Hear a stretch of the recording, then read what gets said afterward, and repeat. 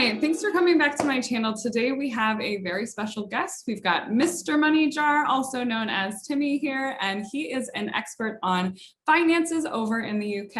Hey everyone, great to be with you, Chloe. Thank you so much for being on today. I am very excited to go into some of the differences between the money situation here in the US, as well as some of the kind of the social situations here in the US, as well as how that differs or is very similar to the UK. So we're going to cover a lot today. So let's just dive right in. Let's start with kind of different investing in UK versus US. So when we talk about exchanges, in the US, we have a ton of different exchanges. So we've got the New York Stock Exchange, which is the major one. It's kind of the one that everybody thinks about when they think of Wall Street. But we've also have the NASDAQ Composite, and then we also have, there's the Boston Stock Exchange, the Chicago Stock Exchange. A lot of major cities really have their own exchanges. What's it like in the UK? We got the London Stock Exchange, which is the main one, which is unsurprising, right? Because the US has the largest stock market in the world, birthed the stock market. So you've got lots of different types. When it comes to like the companies that are on it, we have lots of different like indexes. So like the FTSE, which stands for Financial Times Stock Exchange, is the main index in the UK. And it's broken down, like the FTSE 100 is the main one, but there's also the FTSE 250, which is the next 250 biggest UK companies, and the FTSE 350, which is all of them. But the FTSE All Share, which is, I think it's about 500, like the 500 biggest UK companies. It's so interesting to think about the different sizes, because as you're talking about where it's like all of them and it's 500-ish, we've got over in the US, we're looking at like the NASDAQ that has 3,300 or something like that. It's crazy. I love that yours is called the FTSE. That sounds like people playing footsie. I had never heard that one before. I think names are really important. I grew up hearing the word FTSE my whole life, and I just never took it seriously because it was FTSE. I think I probably would have paid more attention if it had been the Financial Times Stock Exchange. Right. There's also the AIM, and it's a subset of the London Stock Exchange, and it has like smaller companies on it, so less established companies. But to my knowledge, there's no like Edinburgh Exchange or like Cardiff Exchange. It makes sense because we're looking at a much smaller community. In terms of indexes on our side, instead of the FTSE, we've got a ton of different indexes on our side. We've got the S&P 500, obviously, that has the largest 500 companies in the US. We've got the NASDAQ that I mentioned before that has about 3,300 companies in it. Yeah. And then we've got the Dow Jones, which is a much smaller portfolio. It's about 30 different companies. And I think it's more focused on large companies and technology companies. But then you've got all of these other ones like the Wilshire 5000, the Russell Midcap, the Russell 2000. Yeah. There's so many different ones, but I'd say the main are like the Dow Jones, S&P 500, and the NASDAQ, which I'm assuming in the UK, people also invest in those. They're not just investing in the FTSE. This is the interesting thing. When you look at like, there's an extent to which I operate in an echo chamber because I know a lot of people that know a lot about this stuff. Whenever I speak to people about investing, the S&P 500 is held up as a gold standard of the index that you invest in if you want to get a stable 8 to 10% return annually. No one really mentions the FTSE. And if you look at the FTSE charts, it's kind of largely moved sideways over the past 5 to 10 years. Brexit didn't help us much either. Like it sort of massively, it's like it crashed in 2008, started recovering, and then it crashed again when we had the Brexit vote. And then it crashed again when we had coronavirus. Don't have a Google or like a Facebook Inc. or Amazon and stuff, like companies which are just through the Google Home app. That's my Google speaker. That's so funny. It's like, yes, you're just talking about us. A metaphor for how the US is like pervasive. So people actually focus more on the S&P 500, like even in the UK. Yeah, well, and it was, as you were talking about it, that I was thinking how interesting it is that here, if you were just invested in a international stock that just focused on like the UK, that would not be considered being diversified at all. And I'm assuming, whereas here, if you're just invested in the S&P 500 or you're just invested in the total stock market index fund, you're considered diversified because you have all of the companies in the US. It's just the size is so much greater. Obviously, you still want to have some international exposure, but I feel like as a UK investor, if you're just invested in the FTSE, you're really not that diversified. You really need to be investing elsewhere. No, it's true. So when you look at a global stock market index fund, for example, you can expect round about 60% of that index fund to be comprised of US companies. I also know from this book here, the Book of Common Sense Investing by Jack Bogle, the founder of Vanguard. He says in it that 50% of the S&P 500's profits come from like the rest of the world anyway. So it is in a sense a global index fund. I guess before we talk about different kinds of accounts and things like that, do you know, like for somebody your age at age 30, what's the type of allocation somebody would normally recommend to you? Like all, if not most, in equities. So because at this particular life stage, you're just looking to grow your money as much as possible. What percentage would they recommend being in UK invested stocks, domestic stocks versus international? It would be to invest globally, that same split that I described before. So it would be like over half of it would be US. There'll be a bit of UK, a bit of Canada, a bit of Japan. The rest will be developing world. Yeah, that's so interesting. Here in the US, most of it's like the majority is going to be in the S&P 500 or total stock market. And then you're going to have a small international exposure, like maybe 20% international, 30% international, and then maybe some bonds. But for me at 30 years old, I don't invest in bonds. I don't feel like there's any reason for me to at this point. Yeah, big reason why someone might choose to invest in bonds is for the income. But once you run the numbers, like with fairly small pot sizes, the income isn't going to be that much. So it makes sense to prioritize growth. I also think that this dominance of the US is not just felt financially. Growing up, I would have watched Disney movies. So from a very and like played with like American toys and like video games and stuff from a very young age. You're actually you're learning about the world through the lens of like the United States. I was just thinking the other day about how like Aladdin is American. Yep. It's messed up. Disney has had a lot of flack for not being diversified. Like for the longest time, they didn't have a Black heroine. They didn't have a Black princess. They didn't have, they didn't have any level of diversity. It's all white people. And even when you're going to somewhere like Aladdin, where it's supposed to be set in the Middle East, it's like a white guy with a white accent and a white, all of that thing. So it's definitely interesting when you think about, and it ties into white privilege and it ties into this white experience over everything else. I think it's incredible as well. Warren Buffett talks about it a lot. He says that the US is one of the biggest success stories in human history, and in certain respects, I'm inclined to agree. It's just like everywhere you go, the US's influence is felt. It's crazy. It's not the same with. I can't think of any other country that has the same level of influence over the rest of the world. It's mind blowing, truly. But again, it's good things and a lot of bad things too. Let's talk about the differences in accounts before we talk about the differences in retirement accounts. So in terms of like different brokerages and things like that, some of our big ones, we have tons of brokerages here. You can have robo-advisor brokerages, you can have regular do-it-yourself brokerages. I'd say probably my favorites are like Fidelity, Vanguard, M1 Finance I really like, and then there's, Charles Schwab, TD Ameritrade, all of those other different ones. Robinhood too. I don't like Robinhood, but it's definitely one of the ones out there. What are some of the big brokerages that you guys have out there? So the brokerage that everyone is talking about at the moment, again, just anecdotally for me, is another US one. It's Vanguard. Yeah. And it's because of the focus on funds and their rock bottom fees. In terms of British ones, we have a firm here called Hargreaves Lansdown. They're a DIY, like a premium DIY broker. So they do good research and they have like a great app and stuff. And we also have a couple of UK almost commission-free offerings as well. So Free Trade is one. And do you have Trading 212? I don't think so.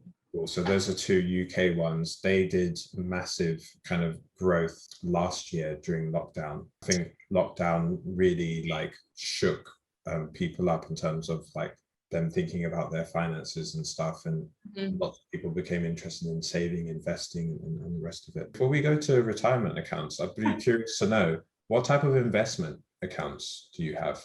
Like what's the saving structure like? Let's say you have a Vanguard account in the States. What do you then put the money into? Because we have a very specific one in the UK. It's called an ISA, an individual savings account. Oh, okay. So it really would only be a taxable brokerage account, like a regular old taxable brokerage account where you put your money in, you pay taxes on anything that grows that you take out. Yeah. Or a retirement account. That's it. It's You don't have a tax-free one? not well. So the Roth IRA is a retirement account that is tax-free, but it's not tax-free in that 100% tax-free. It's tax-free in that you put in money that you've already paid taxes on, and then it grows tax-free. But yeah, no, your money goes into either a taxable brokerage or a brokerage that has a retirement account. That is so interesting. So in the UK, we have this thing called an ISA, an individual savings account. And there are 4 types. One is a cash ISA, which you'd open with your bank. And well, the principle that underpins ISAs is the money that you put in there grows tax-free. Like any income or any growth to the money that you put in, you don't pay any tax on. And there's like a personal allowance, like a tax-free limit every year. The current tax-free limit is £20,000 a year. Wow. Yeah. And that's even, you don't even pay income taxes on it? No income tax, no capital gains tax. £20,000 a year. And over the past 10 years, that allowance has gone up almost every year for the last decade. So I remember when the annual allowance, tax-free allowance, used to be a 4-figure sum. Now it's a 5-figure sum. So you got cash ISAs, which you open with a bank, stocks and shares ISAs, which you open with an investment platform, and some banks. You've got a lifetime ISA, which is used for, can be used for retirement, but is also used to like buy property because houses are just crazy expensive in the UK at the moment. And then you've got innovative finance ISAs, which are used to give loans to businesses, like peer-to-peer loans is what we call them here. But for investing specifically, you can open a Vanguard account. You can open a Vanguard stocks and shares ISA, and the first 20K that you put in there, you don't pay any tax on it. Every year. Every year. And wow. That's amazing. Yeah, there are people who, they're called ISA millionaires. So they invest their tax-free allowance every year. And then once they get it to like, a 6-figure or 7-figure sum, they then put it into like an income-bearing asset.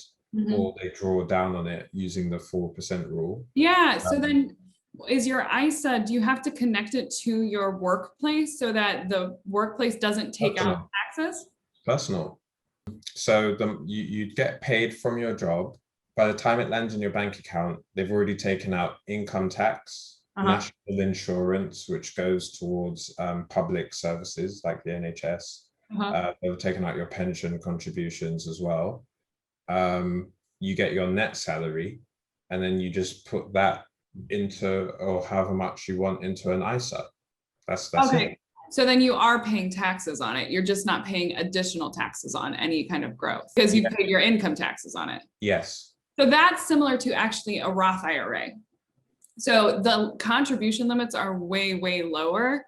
And it's the same. They don't have as many different categories. And a Roth IRA account is really, it's just a retirement account, but you can pull that money out. Take the money out, okay. You can, but you can't pull out the gain. So if the $1,000 turns to $2,000, you can still pull that $1,000 out, but you can't pull that extra $1,000 out until retirement. Yeah, so that's so interesting because an ISA sounds like a way better way to do things, but the Roth IRA, it's post-tax, so you've already paid taxes, income taxes on it, and then everything else grows tax-free. So it's probably one of the best retirement accounts. And what's nice is, so even if you can only put $6,000 into it a year. There's catch-up contributions when you're older. You can invest it. You really should invest it. The idea is that it's an investment account. It's not really a savings account. And there's also traditional IRA. So IRA stands for individual retirement account. Cool. So IRA, ISA, similar, but one's intended for retirement. And I'm assuming ISAs are really for retirement, would you say? No, not at all. Like, definitely not. Like, your cash, aside from the fact that you get this 20,000 you can put in across all 4 ISA types that I described. Awesome. You can put the money in and take it out as you please. It's just that the £20,000 is a bit like a nightclub. Mm-hmm. So like if you put £1 in and take it out 20,000 times, then that's your allowance used up. That's the only thing. But with a stocks and shares ISA in a brokerage account, I could put the money in, it could like triple in value, and I could take it all out and I could spend it on whatever I want tomorrow. That's awesome. Yeah, we don't have anything like that. The Roth IRA, yeah, I mean, that sounds like a great account. That would be amazing. We do not, ours is the retirement account. So the Roth IRA that I mentioned before would be the closest thing, but then there's also traditional IRAs. So with the Roth IRA, there's income limits for you to be able to directly contribute to it. So if you are over the income limits, then you have to like first contribute to a traditional IRA, then you can roll it over into a Roth IRA. It's super stupid because essentially everyone can contribute to a Roth IRA, but if you make over a certain amount, you just have an extra step where you have to put it into a traditional first and then roll it over. So it's really stupid. And it's a lot of extra paperwork. And a lot of people don't even know that you can do that. But a traditional IRA is just not as good as a Roth IRA because with the traditional, you're usually putting in post-tax dollars, but your investments grow tax deferred. So let's say you put $1,000 in, it grows to 2,000, you still have to pay taxes on that $1,000 that you earned in retirement. And so in retirement, it's kind of like a gamble because you don't know, am I going to be in a higher tax bracket or a lower tax bracket when I'm in retirement? So it's like with a Roth, you pay taxes now, so you don't have to guess what tax bracket you're going to be in the future. Whereas with the traditional, it's like a little bit of a guessing game of, should I roll this over to a Roth or should I just pay taxes in retirement? So it kind of depends. And the paperwork on the traditionals can get really complicated too, because some of that money in there is post-tax because it's not coming directly from your employer, you're putting it in. And some of it is pre-tax, the gains, the dividends, all of those things. So the paperwork can get really complicated. And then what's also complicated about traditional IRAs is that there are some that are deductible and non-deductible.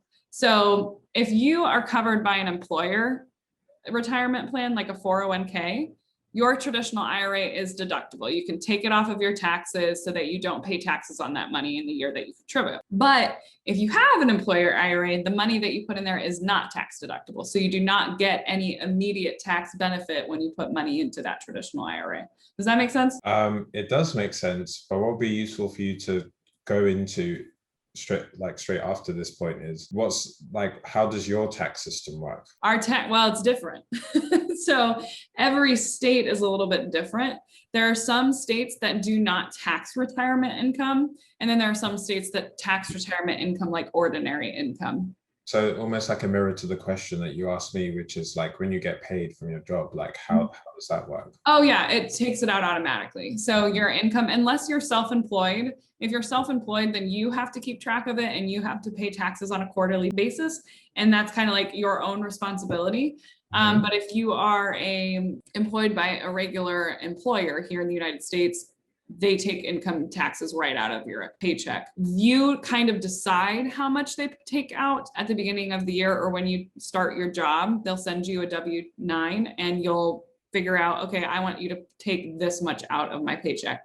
The reason somebody might increase it is if you're making a lot of money in other places. So then like for a side hustle, I have a side hustle. It would have been smart for me to increase what my employer is taking out in taxes so that I don't have to worry about paying as much taxes on my side hustle income.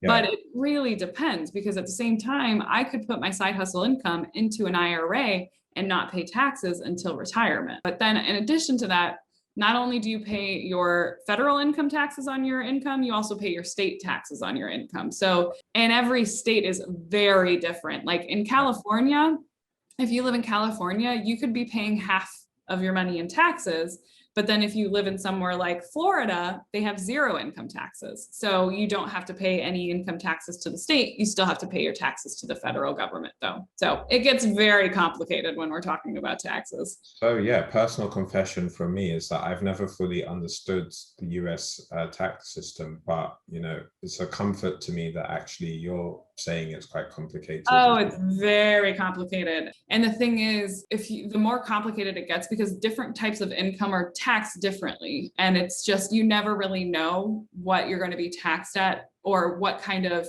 exclusions you could have, what are write-offs, what are all of those things. So there's so many different ways to skin the cow. What I'm going to do could be very different from what you're going to do. So we may be making the same amount of money, but the way that I approach it, maybe I'm putting all of it into retirement accounts. I'm putting it all into these things that give me tax deductions. So I'm going to pay a much lower rate in taxes than if you, let's say you did none of those things. You're just, you're investing on the side. You're not really paying attention to your tax situation as much. You could be stuck with a much larger bill than what I was, because I was really being strategic about it. But again, you have to learn all of the different ways that you can be strategic, because there are ways where you can really lower your tax bill, which is what all of the wealthy people in our country do, is they find ways to pay as little in taxes as possible. So sometimes you have really wealthy people paying lower tax rates than people who are living in poverty. And it's very messed up. That's why it's purposely confusing, so that people who have the time and resources to learn how to get those tax write-offs do,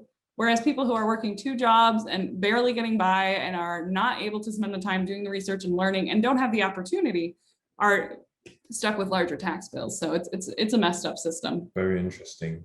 But yeah, you were talking about retirement accounts. So traditional IRA, Roth IRA, 401k. Yes. So the 401k, which I didn't talk about, is an employer. So it's completely tied to your workplace. It used to be a pension, but we don't really have pensions anymore. So now it really switched from the employer being responsible for your retirement, which is where it is with a pension, to you being responsible for your retirement. The employer will give you a match. So for 401ks and 403bs, most of the time your employer will offer you some kind of a match. So for every dollar you put in, they'll put in a certain percentage up to the full, up to 100% of your dollar for dollar into your account. So it's usually like 3%, up to 3%, they'll put in 100%, or up to 6%, they'll put in 100% or something like that. So that's essentially part of your salary, really. So if you don't take that, you're losing out on that money. But most of them are post-tax, or I'm sorry, pre-tax. So you pay taxes in retirement, but then you can also have a Roth option where you're doing pre-tax dollars. So you don't pay taxes in retirement. The contribution limits on the 401ks are a lot higher. So you can put $19,500. But you can't access that money unless you roll it over into a Roth IRA. In the UK, we have pensions. The way pensions, well, you've got your pension, that's the state pension, which is paid to you by the government. At the moment, your state pension kicks in at age 66. For people who are born later, that age is going to be higher, and the age carries on getting pushed and pushed as well. So people who thought they'd be claiming in their early 60s are like now finding out, oh, I'll be 66. People living and working longer, sort of thing. In order to be entitled to the state pension, you need to pay a form of tax called national insurance. For I think it's 30 or 35 years. You need to like have that deduction come off your paycheck. You can also make it up if you're self-employed or if you have some time outside of work, but you don't get your state pension until much later in life, and it's not really believed that it will be around by the time we come to be that age, in our age group. Then you've got your workplace pension, which works very similarly to the 401k or 403b, you called it. Yeah, so it's like you have your gross salary, and if you pay into your workplace pension, then essentially you don't pay tax on that income, and then because the government adds the tax that you would have paid back in, and then your employer also pays a percentage in as well. And depending on like normally how big the company is and how generous their benefits are, you can get quite a decent match. But then there are also personal pensions as well. And these are pension accounts that you open yourself and contribute to yourself flexibly. And you can either get ones where it's like managed for you. And in fact, like Vanguard has a few like retirement funds that will like target date retirement funds that will like balance the equities and bonds and stuff over time. Or you can get pensions where you control all of the stuff that's going on in there. So they're called self-invested personal pensions, and I have one. So with a pension in the US, at least, when I think of pension, I think a guaranteed amount of money paid out to me monthly in retirement. Is that the same thing?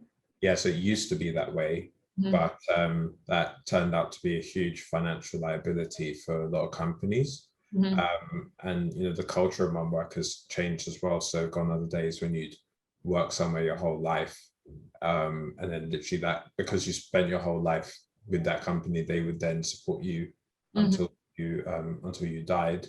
And also the amount of time that people spend retired is also getting longer due to increased lifespan. So those used to be called final salary or defined benefit pensions.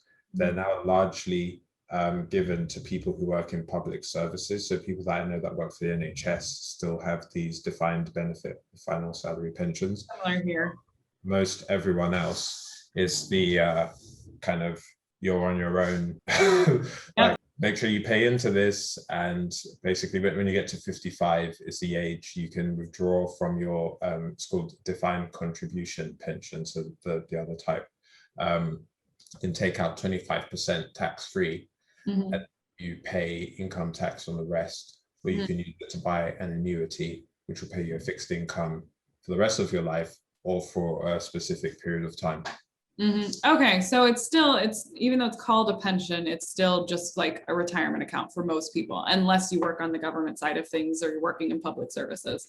So it's very similar here in the US. Like very few people have a pension in this like guaranteed amount of money that you're going to get paid for the rest of your life.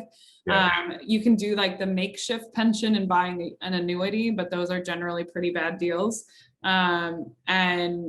But all the IRAs and the 401ks are more like your makeshift pension that you're talking about. So, and it sounds like you can invest that money and you decide how much you take out in retirement. The regulation that they brought in was called pension freedoms. It came in 2015, if I remember correctly. And it was very much like you pay into your pension, and then once you get to age 55, you can decide how you withdraw it. You can take it out as a lump sum. You've got people taking it out and buying cars, people using it to pay off debts, people like continuing to save into it. The only thing that's worth mentioning, this is admittedly quite niche, but it is relevant in terms of retirement, is the lifetime ISA that I mentioned. The ISA that's used for buying a property can also be used in the way that a Roth IRA is used. Okay. So like 4K a year, and you get a government bonus on it. Oh, nice. 25%. So it could be total £5,000 of savings per year. But if you take the money out, you lose that bonus and a little bit more. Okay. That's nice. We don't have the bonus on the IRA side of things. There's no benefit to contributing other than the tax benefits. So I like your guys' accounts better. It sounds better. The ISA. The ISA sounds great. Yeah, it's so interesting because I just think of them as being normal. So with that lifetime ISA, you got the first home piece, but then if you use it for retirement, then you can take the money out when you're 60. Okay, that makes sense. Yeah, it's a 59.5 for all of ours. But you have to start taking money out by the time you're 72. Okay, so that's kind of retirement 101. And for everyone watching, we are also going to be doing a post on this that'll kind of break it down in a post, because I know this stuff is confusing. So we'll pick a couple of the things to kind of compare it to in a post as well. So in terms of taxes and how you get taxed, we did talk a little bit about that earlier. So we know we get taxed on our income, and that's the same for both of us. But when it comes to your investments, it sounds like there are some accounts where you never have to pay taxes on, but in a normal taxable brokerage account, let's just talk about those, For us, there are three ways that you get taxed, really. You get taxed on your income, obviously, your paycheck. You get taxed on any capital gains. So when you're pulling money out that made money, then you have to pay money on the difference, or taxes on the difference. And then you pay taxes on dividends. Is it the same in the UK? Yes. So if you invest in an ISA, you sidestep all of that. But if you invest in a general investment account, then yeah, you have to pay tax on dividends or capital gains. And with the retirement accounts, you can defer those until retirement. With a retirement account, you actually get tax relief. So if you put money into a pension, the government adds the tax that you would have paid when it was originally paid to you. So if you earned £10 gross, and then you paid, the lowest tax bracket here is 20%. You pay 20% tax on that £10. If you put that £8 into a pension environment, and the government puts £2 back in. Nice, man. We don't have anything like that. Really? No, you get, but it's different. I guess it's different because instead of doing it in the account, if you're putting money into let's say you're putting it into a 401k and you're putting $19,500 into a 401k from your paycheck, you don't have to pay taxes on that if it's a traditional until retirement, but you still have to pay taxes on it. You just pay it in retirement.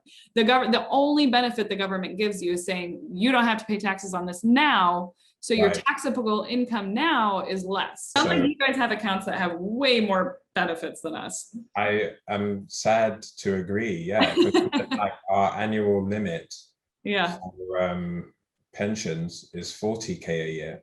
Wow. Ours for the 401k, which not everyone has access to. You only have access to it if your employer offers it, or if you're self-employed and you want to do a solo 401k. And that's the largest contribution, which is $19,500. So in terms of bank accounts in the United States, there's only, a checking account, a savings account, and then there's high yield savings accounts. That's pretty much it when it comes to banking. Would you say similar? Yeah. So you got current account would be our equivalent of a checking account. A savings account is just called a savings account here. And then the high yield savings account, I guess, would be the equivalent to the cash ISA, because ISAs before the Bank of England slashed the base rate in response to COVID last year.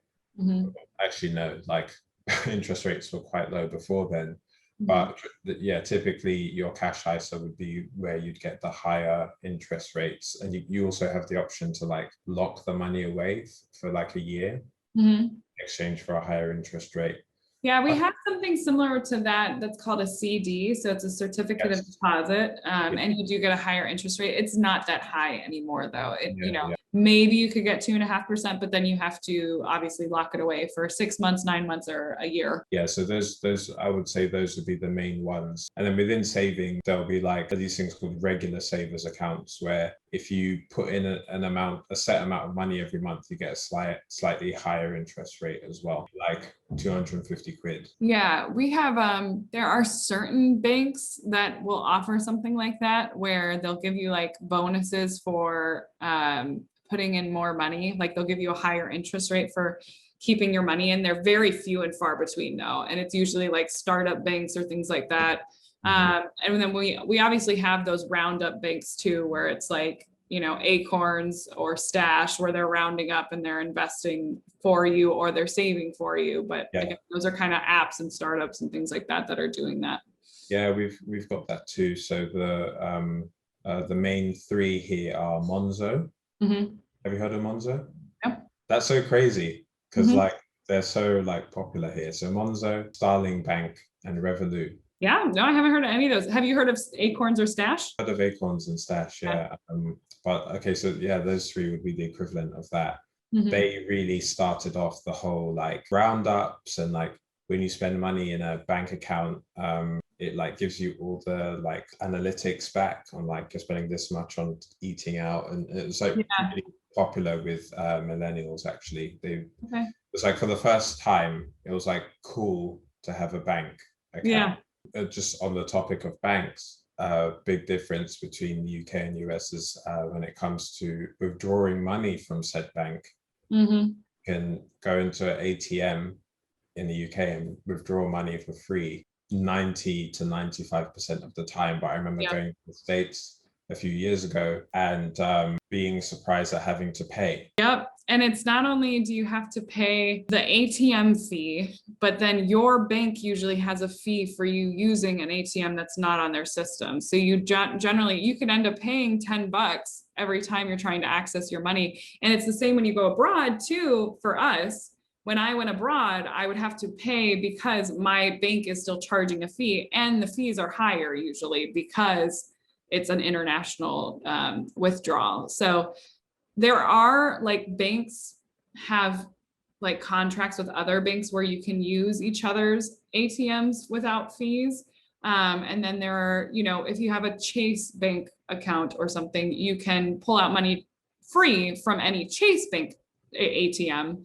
But if you go to like, there's a lot of like dive bars or places that only accept cash will have independent ATMs in there because they only accept cash.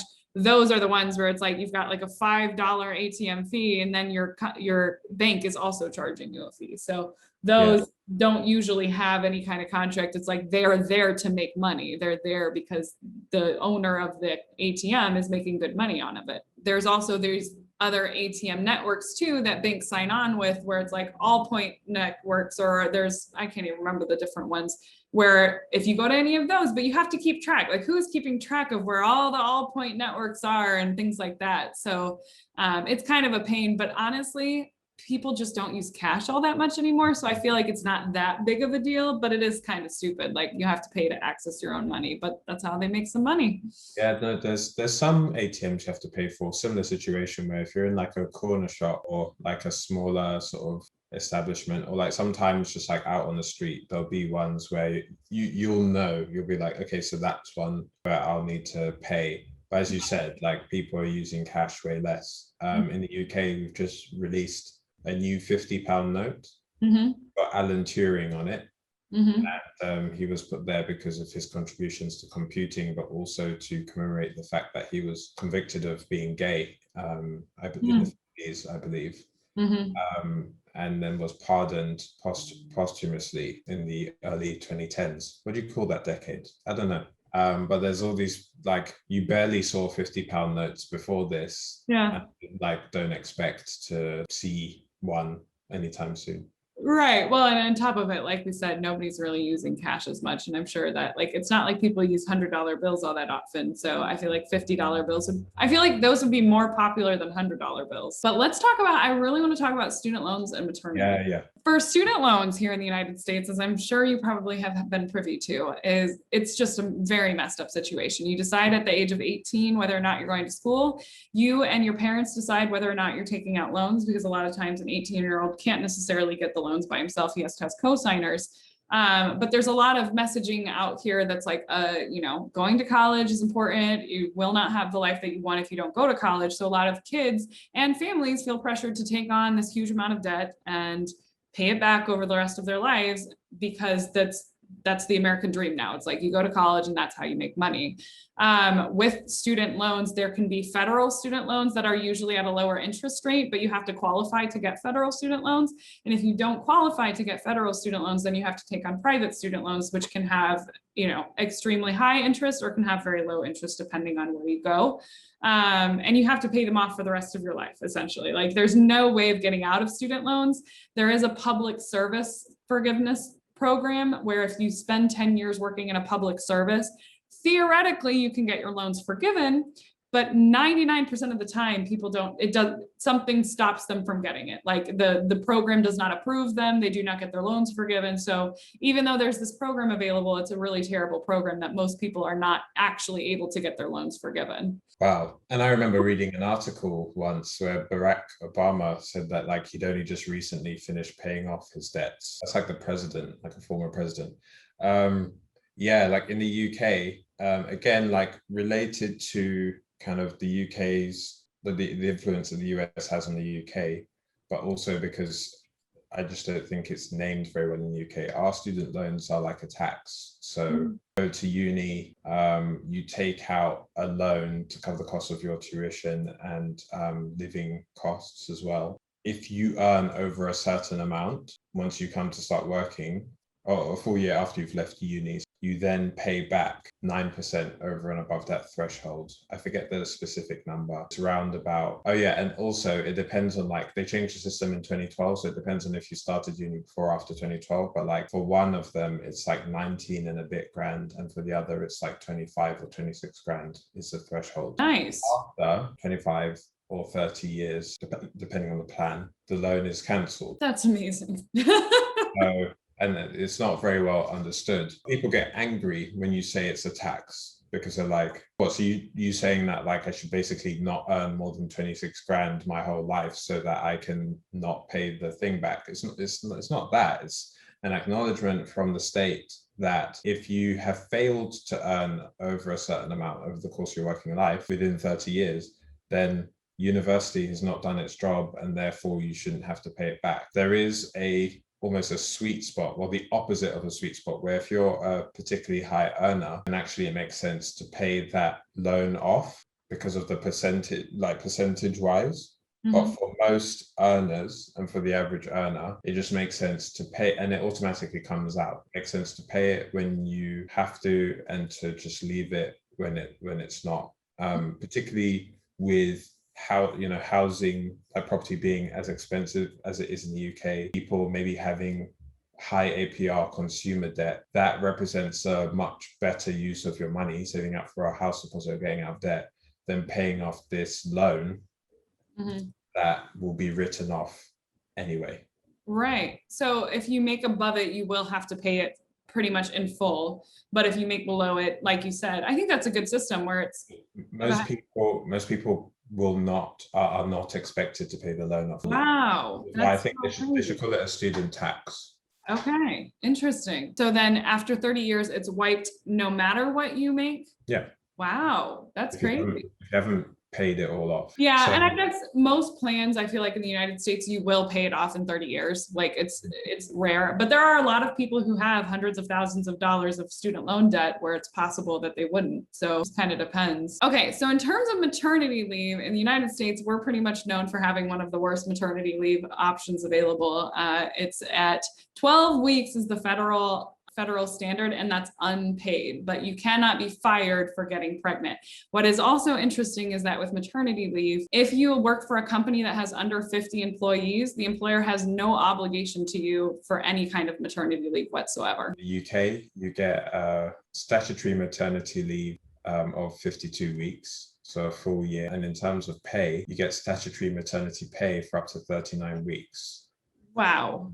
You get 90% of your average weekly earnings before tax for the first 6 weeks. And then you get £151.97, or 90% of your average weekly earnings, whichever is lower, for the next 33 weeks. And this is like the statutory stuff. And you will also get whatever your company entitles you to as well. And I think the company Jenny works for, I think, can share the parental leave. That's awesome. I love that. Yeah. Unfortunately, we do not have anything like that in the United States. That sounds much better. So, I will say it does vary from company to company. So it's really up to the company to decide what their actual policy is going to be. But the federal standard is 12 weeks unpaid. So I think what would be an interesting way to round up this conversation then is, because we started off by talking about the dominance of the United States when it comes to things like investing and just like culture and stuff. It's the wealthiest country in the world, arguably has the most influence of any other country in the world, and has done for some time. But everything I've said to you that the UK has, you said to me, we don't have that here. That's amazing. It's crazy. So in conclusion, like how does that make sense? How is it that you live in a richer country, but we have the better stuff? Right. Well, I mean, we're a capitalist country that focuses more on providing tax cuts and benefits to companies. You know, we don't care about our people as much. It's also, I mean, it's the cold hard truth. We do not care about people in this country as much as we care about businesses. It's just, that is the structure of our country, period. Then the other half of it is it's a much larger company. So being able to implement those things that you're talking about is way more expensive. And again, when it looks at, we're more concerned with providing tax cuts to wealthy companies. We're more concerned at providing tax cuts to the rich.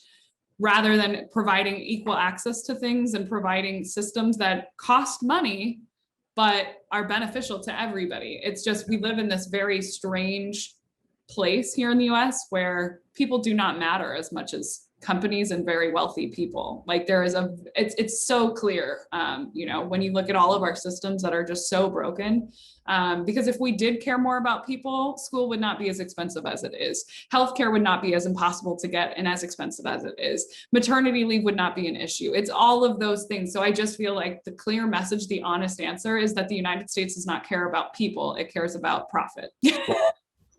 Not to end it on that really dark note, but it's true. Not at all.